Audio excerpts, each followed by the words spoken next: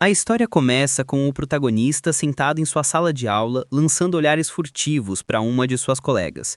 Ele não consegue se lembrar exatamente de quando isso começou, mas seus olhos sempre parecem se voltar para a mesma garota. Ele tem certeza de que não é nenhum pervertido, e também não é como se ela se destacasse de alguma forma especial. Se tivesse que definir o relacionamento deles, ele simplesmente diria que são amigos de infância. Nesse momento, a garota se aproxima dele e diz: "Mãe, o professor pediu para eu te entregar isto."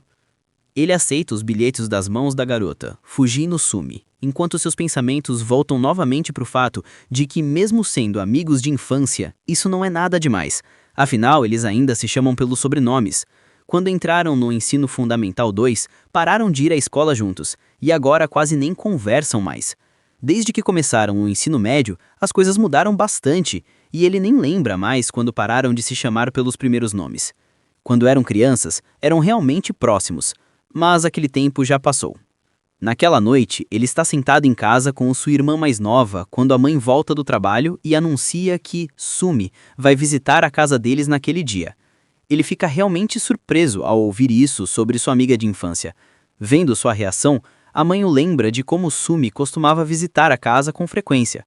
Ela explica ainda que encontrou a garota no supermercado e descobriu que Sumi tem vivido sozinha há algum tempo, desde que seus pais foram transferidos de cidade depois que ela já havia começado o ensino médio. Conversando, acabaram lembrando da infância e Sumi mencionou que adorava o karaage, frango frito japonês, da mãe dele. Então ela convidou para jantar.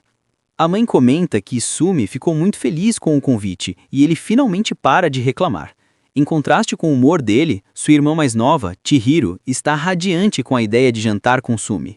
A mãe também está empolgada, pensando em como Sumi não os visita há tanto tempo e querendo preparar o melhor karaage possível.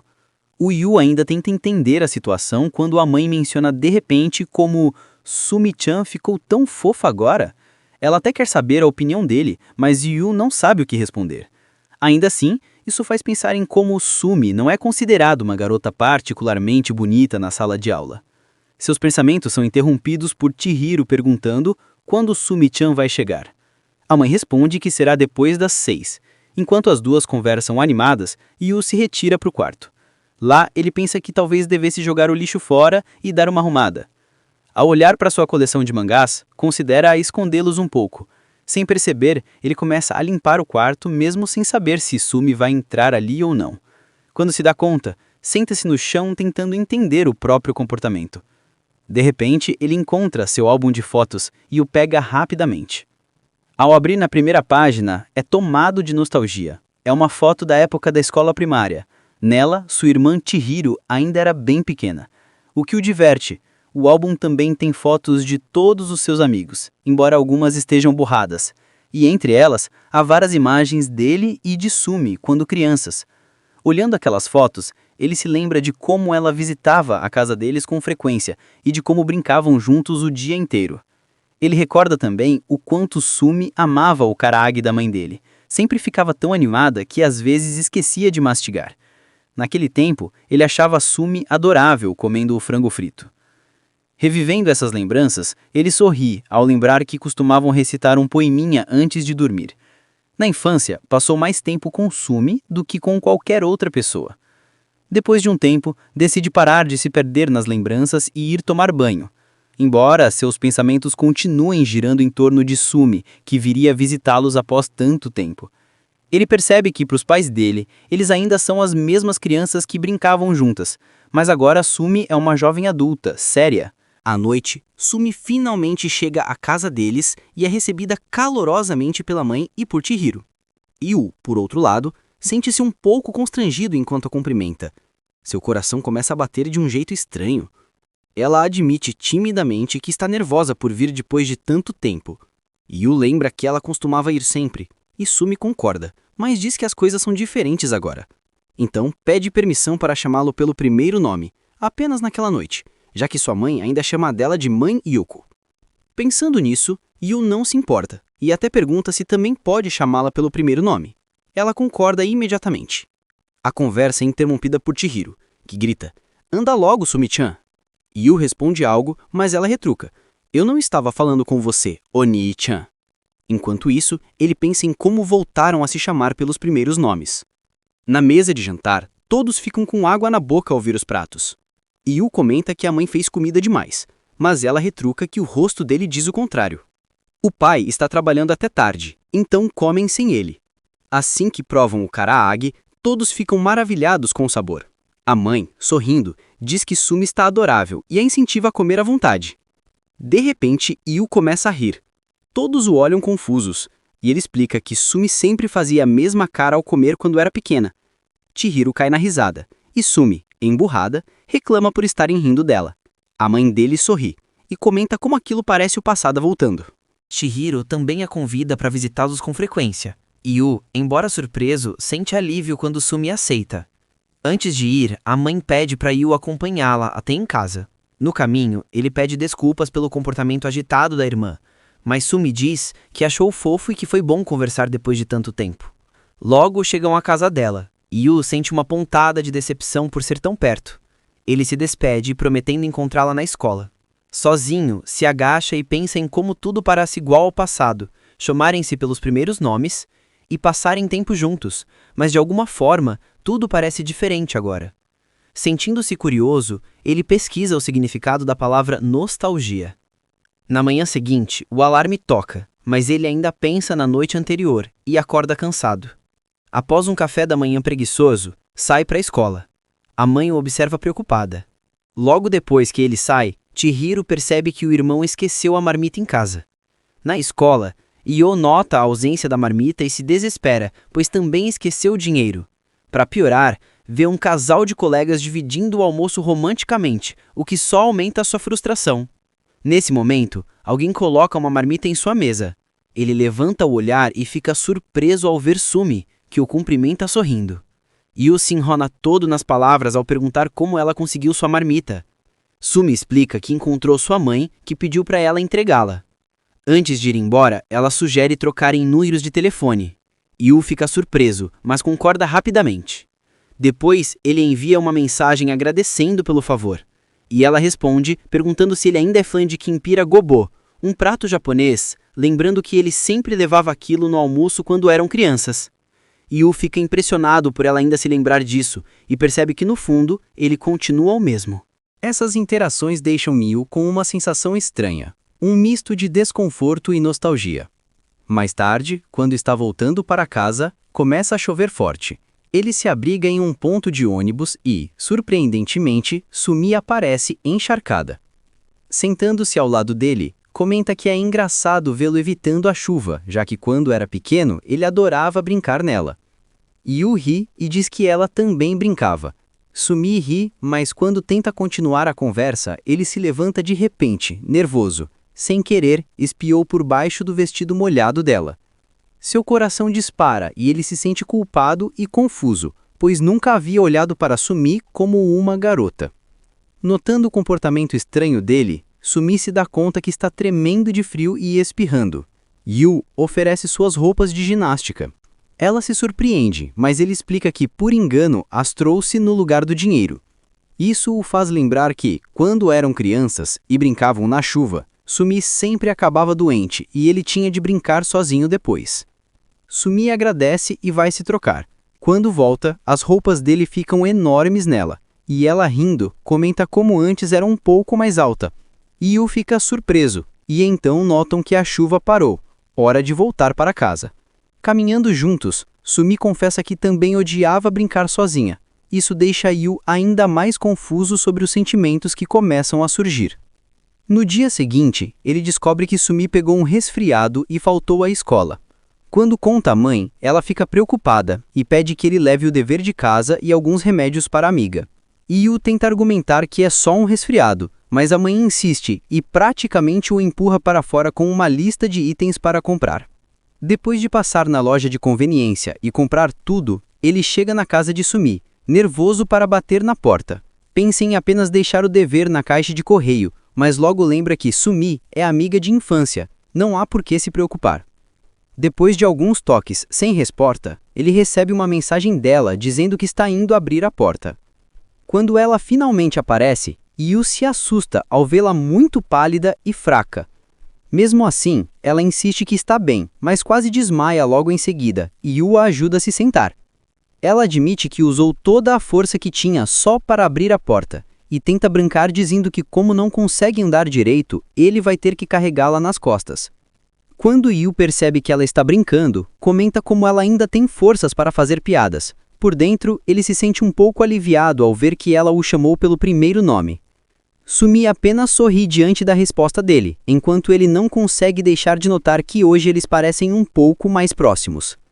Quando percebe que Sumi está realmente com dificuldade para ficar de pé, ele finalmente cede e concorda em dar uma carona nas costas. Sumi fica realmente surpresa por ele ter aceitado e, empolgada, se prepara para ser carregada nele. Ela se pergunta quanto tempo faz desde a última vez que isso aconteceu. Ela parece tão confortável no colo dele, enquanto Yu fica completamente paralisado de nervoso. Sumi começa a se preocupar, achando que pode estar muito pesada para ele. Yu garante que não é isso, mas não revela que, na verdade, está apenas nervoso por ela estar tão próxima. Depois de tranquilizá-la novamente dizendo que ela não é pesada, ele a leva com cuidado até a cama, onde ela se deita sobre o edredom. Em seguida, ele entrega a bebida, o remédio e os lanches que a mãe dele pediu que comprasse para ela. Sumi fica muito agradecida por receber tudo aquilo e comenta envergonhada que ainda está de pijama. Antes que Yu possa responder, ela acrescenta que se sente à vontade porque é apenas ele quem está ali. Depois disso, ela adormece enquanto Yu fica sentado, pensando que inicialmente tinha planejado sair logo. Mas agora ele se sente preocupado em deixá-la sozinha. Mesmo confuso com todos esses sentimentos, ele ainda tenta ir embora. Mas Sunumi, quase chorando, agarra a camisa dele e implora para que fique. Quando ela começa a chorar pedindo para não ser deixada sozinha, Yu se lembra de como, sempre que ela ficava doente, agia de forma mimada.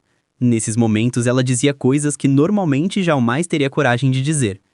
Vê-la assim o deixa nostálgico, mas ele ainda não entende por que seu coração está batendo tão rápido.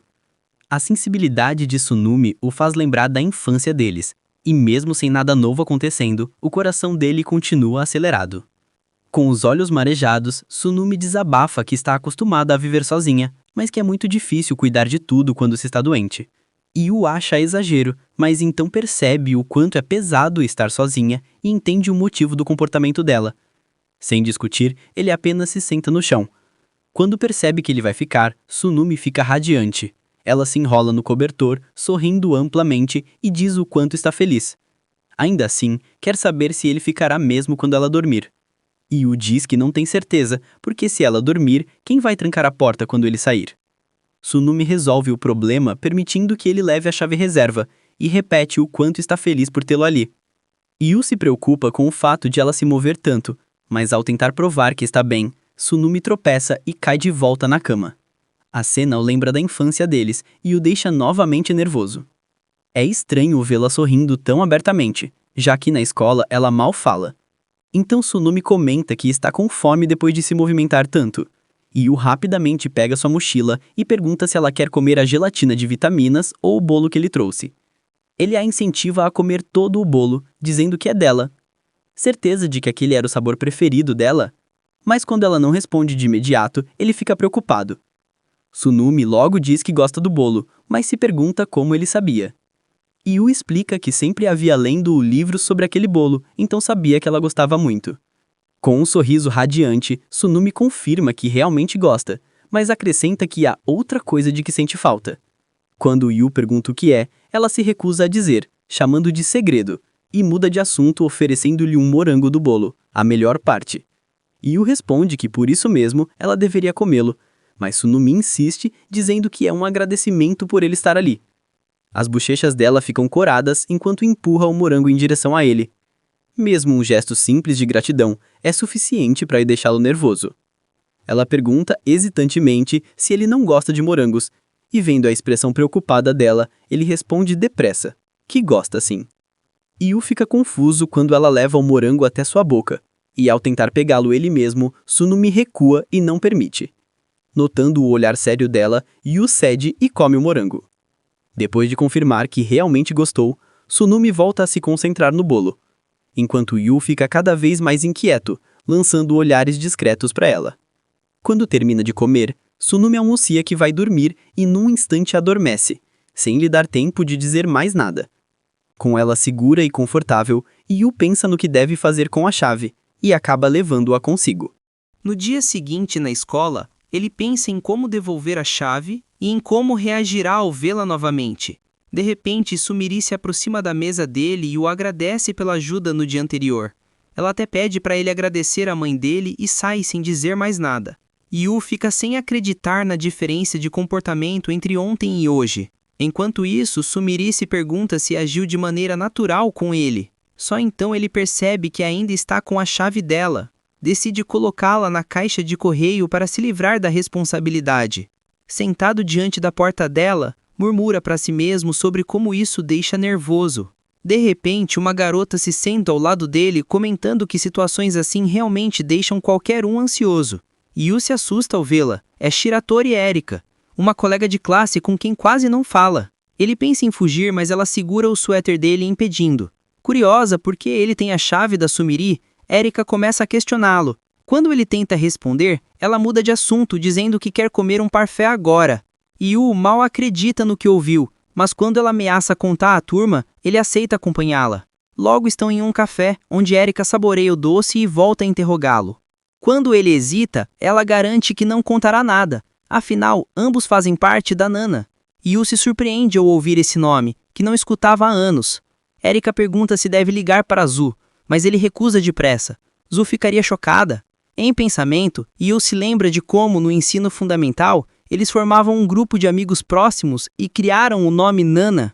O álbum que ele achara recentemente estava cheio de fotos do grupo e o fez recordar o quanto eram unidos. Erika o tira dos devaneios ao pedir que conte a história toda. Yu explica que foi apenas entregar as tarefas e que ela já devia saber disso, pois estão na mesma turma. Erika lembra da fala do professor, mas ainda quer saber por que ele ficou com a chave.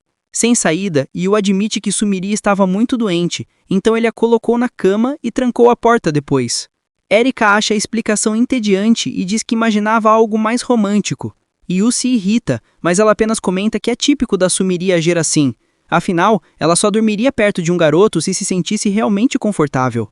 Nervoso, Yu tenta justificar que ela devia estar sonolenta e que continua a mesma em muitos aspectos.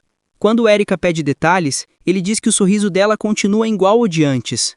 Isso parece empolgar Erika, que pede para ele contar tudo sempre que se encontrarem. Ao saírem do café, ela comenta que achava que ele não gostava mais dela. Yu nega, mas ela responde que ele nunca fala com ela e ainda chama pelo sobrenome. Ele se desculpa dizendo que já não são mais crianças, mas ela ignora dizendo que mesmo estando na mesma turma, o grupo não conversa mais. Yu comenta que amizades de infância raramente continuam, especialmente entre meninos e meninas. Erika discorda, mas muda de assunto, pedindo que ele a chame pelo primeiro nome e sugerindo que todos da Nana se encontrem novamente. Yu fica nervoso, sem saber o que esperar, mas ela diz que não é nada demais. Afinal, o grupo ainda é de melhores amigos. Ele diz que essa frase soa antiga, mas ela insiste em que por estar guardada na memória dela, continua valendo. Ela se anima quando ele finalmente a chama de Eri-chan.